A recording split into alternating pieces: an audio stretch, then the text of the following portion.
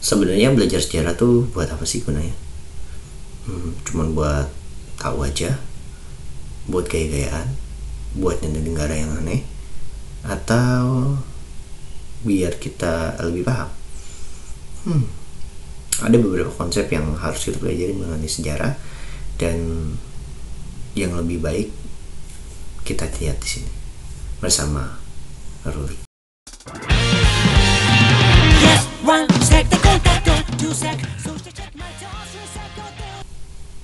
Sejarah sendiri sudah ada sejak zaman dulu, sejak zaman Yunani dan Romawi sebetulnya. Karena kenapa? Sejarah intinya adalah ketika kalian mengenal tulisan, tahu tulisan, dia akan ditulis. Sejarah adalah catatan dari masa lalu, jadi pembelajaran yang ada di masa lalu, sebetulnya seperti itu. Pada era Romawi dan Yunani, sejarawan yang sangat terkenal yaitu Herodotus sudah menuliskan beberapa tulisan mengenai sejarah-sejarah perang, seperti perang Punik, perang yang lain-lain, seperti itu. Di akhir abad ke-19, sejarawan yang paling dipuja di barat adalah Leopold von Ranke di tahun 1795 sampai 1886. Ia dikenal sebagai bapak sejarah modern berkat karyanya yaitu Critic of Modern History Writers.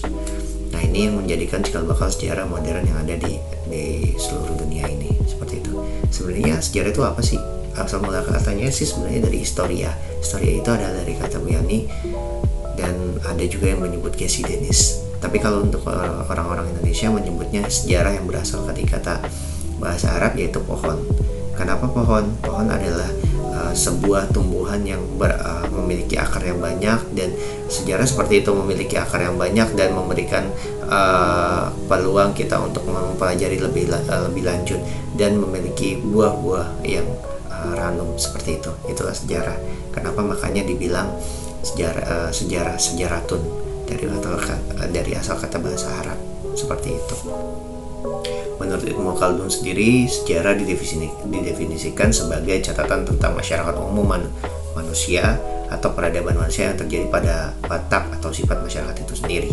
Ada beberapa cara untuk memilih informasi dalam sejarah, yaitu dengan berdasarkan kurun waktu, kemudian berdasarkan wilayah, kemudian berdasarkan negara, dan berdasarkan kelompok suku bangsa, serta ada topik dan pembahasan mengenai sejarah itu sendiri. Sebenarnya guna manfaat mempelajari sejarah apa sih? Bukan tanpa alasan, mempelajari sejarah dapat memberikan manfaat tersendiri. Manfaat belajar sejarah dikatakan memberikan kesempatan masyarakat untuk memahami bagaimana macam-macam hal.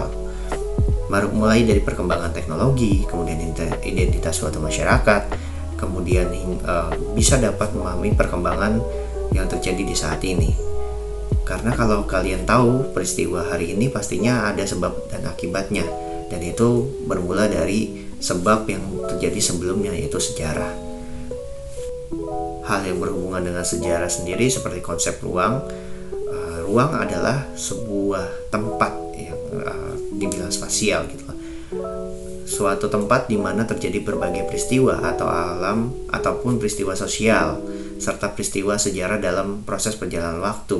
Nah, ini kalau tidak ada tempat berarti dia tidak ada sejarah, seperti itu. Secara umum penjelasan konsep ruang dalam mempelajari sejarah dibagi menjadi 3, yaitu ruang adalah tempat terjadinya berbagai peristiwa dalam perjalanan waktu. Kemudian yang kedua adalah penelaahan suatu peristiwa di mana berdasarkan dimensi waktunya tidak bisa terlepaskan dari ruang waktu terjadinya peristiwa tersebut. Yang ketiga, saat waktu menitik beratkan terhadap aspek kapan peristiwa tersebut terjadi.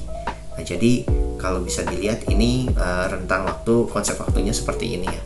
Kemudian pada umumnya konsep waktu dalam mempelajari sejarah itu ada 3. Masa lampau yang terjadi setelahnya, yaitu ialah sebuah masa di mana sudah terlewati gitu loh. Kemudian masa lampau itu bersifat terbuka serta berkesinambungan, di mana apa yang terjadi di masa lampau bisa terjadi menjadikan gambaran hari ini gitu loh bagi kita. Yang ketiga adalah sejarah bisa digunakan sebagai modal awal untuk bertindak di masa kini. Yang tadi saya bilang bahwa kalau seandainya kita berjalan di saat ini tidak mungkin terlepas dari masa lalu, seperti itu. Waktu sendiri mempunyai dua makna, ialah waktu denotatif dan waktu konotatif. Makna waktu secara denotatif ialah suatu kesatuan di mana ada detik, ada menit, ada jam, ada hari, ada minggu, ada bulan, ada tahun, ada abad, dan seterusnya, seperti itu. Dan ada juga 4 konsep waktu dalam sejarah, yaitu perkembangan, kesinambungan, pengulangan, dan perubahan. Nah, kita bahas satu-satu nih mengenai hal tersebut. Yang pertama, perkembangan. Perkembangan sendiri ini bertujuan untuk memperbaharui segala sesuatu yang sudah dianggap tidak efektif bagi kelangsungan hidup manusia. Jadi ketika kalian belajar sejarah, itu ada masa di mana dia akan terus berkembang dari zaman Paleolitikum kemudian sampai zaman modern sekarang. Yang kedua adalah berkesinambungan. Kecenderungan masyarakat dalam mengadopsi cara-cara lama itu menjadikan dasar kesinambungan sejarah dari masa lalu sampai dengan hari ini. Yang ketiga adalah pengulangan. Sebenarnya sih sejarah itu adalah peristiwa yang hanya terjadi sekali dan nggak bisa terulang lagi. Tapi terkadang ada peristiwa yang pola dan sistemnya itu hampir sama dan jalannya juga sama, seperti itu. Kayak contoh pandemi saat ini.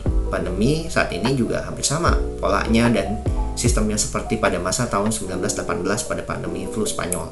Nah, kalau bisa dilihat sebenarnya dari apa yang kita lihat sebelumnya di flu Spanyol itu kita bisa jadikan referensi hari ini. Atau nanti setelah pandemi ini selesai, ketika nanti ada pandemi lagi, masyarakat akan melihat pandemi virus corona hari ini.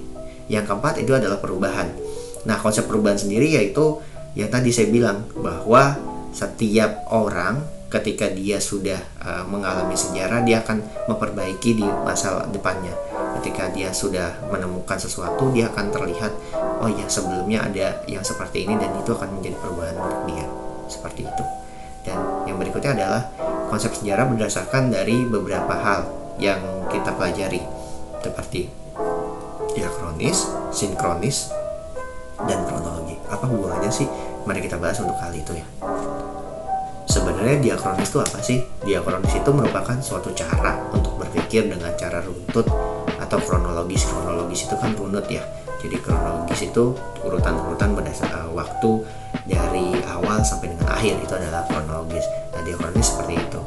Jadi ciri-ciri diakronis sendiri yang pertama adalah memanjang berdimensi waktu. Jadi dia sistemnya adalah waktunya cukup panjang tapi tempatnya tetap sama, seperti itu. Kemudian terus bergerak, hubungannya kausalitas. Yang ketiga sifatnya itu naratif, jadi narasi, berproses dan bertransformasi, seperti itu. Yang keempat sifatnya itu dinamis, jadi berubah-ubah. Dan yang kelima lebih menekankan pada proses durasi. Yang keenam digunakan di dalam ilmu sejarah. Ini lebih banyak digunakan dalam ilmu sejarah sih untuk diakronis. Karena kenapa? Ketika diakronis kan dia ada urutan waktu-waktunya, seperti itu. Untuk penulisan sejarah pastinya ada runtutan waktu yang terjadi, seperti itu. Yang berikutnya adalah sinkronis. Nah, sinkronis sendiri memiliki arti adalah meluas dalam ruang, namun juga memiliki batasan di dalam waktu. Jadi tempatnya banyak, luas, tapi waktunya sedikit, lebih pendek, seperti itu.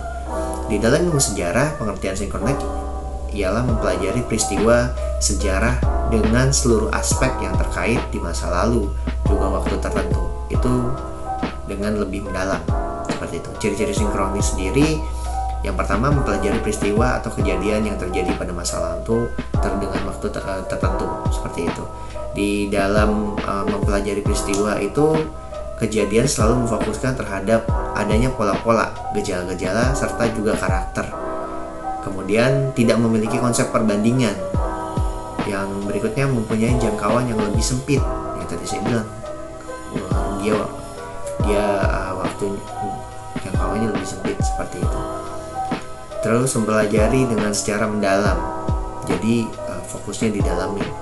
Yang berikutnya adalah kajian juga yang sistematis. Jadi dia terlihat sistematis untuk yang sinkronik, seperti itu. Kemudian sifatnya adalah horizontal. Nah, di sini horizontal sendiri memiliki arti memanjang pada ruang serta juga terbatas di dalam waktu. Dan tadi bahwa dia itu tempatnya luas tapi waktunya cukup sedikit.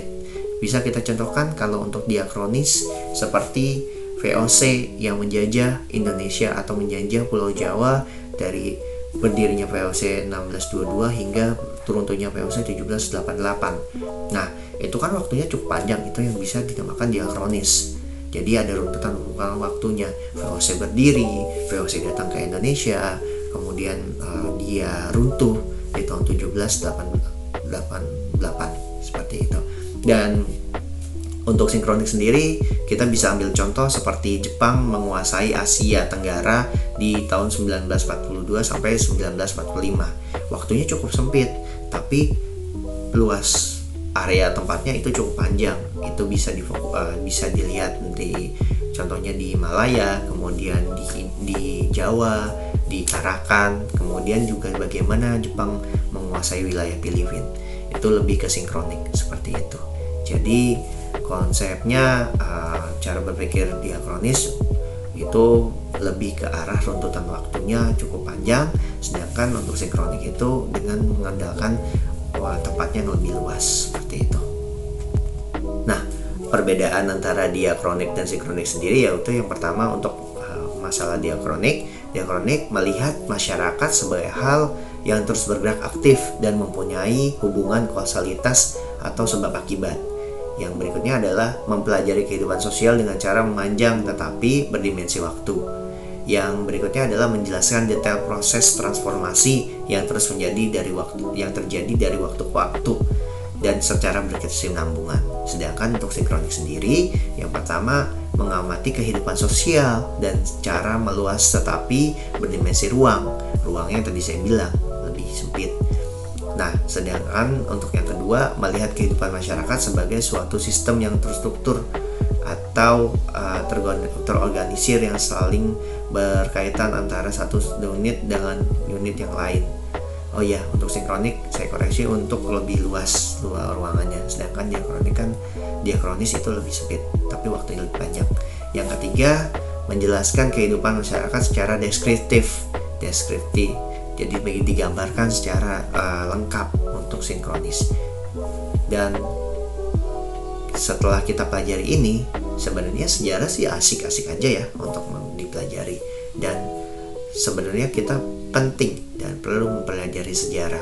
Jadi kesimpulannya yang dapat kita ambil ialah bahwa berpikir sejarah itu bersifat diakronis, yakni memanjang dalam waktu dan mengutamakan proses terjadinya suatu peristiwa. Tapi dengan menggunakan ilmu sinkronik pun sejarah tetap bisa terjadi. Karena kenapa? Dalam mempelajari sejarah di suatu wilayah itu bisa berhubungan dengan wilayah-wilayah yang lain, dan itu sinkronik akan bekerja di dalam proses ilmu tersebut. Jadi bagaimana? Kalau udah paham? Atau masih bingung? Kalau bingung, kita bisa bahas atau kita bisa diskusikan di kolom komentar. Oke, kalau gitu sorry kalau ada kata-kata gue yang gak berkenan, ataupun jangan dimasukin ke dalam hati kalau untuk kata-kata yang kurang berkenan. Jangan lupa like, comment, dan subscribe di channel gue. Sampai jumpa di pembelajaran berikutnya. Ciao semuanya.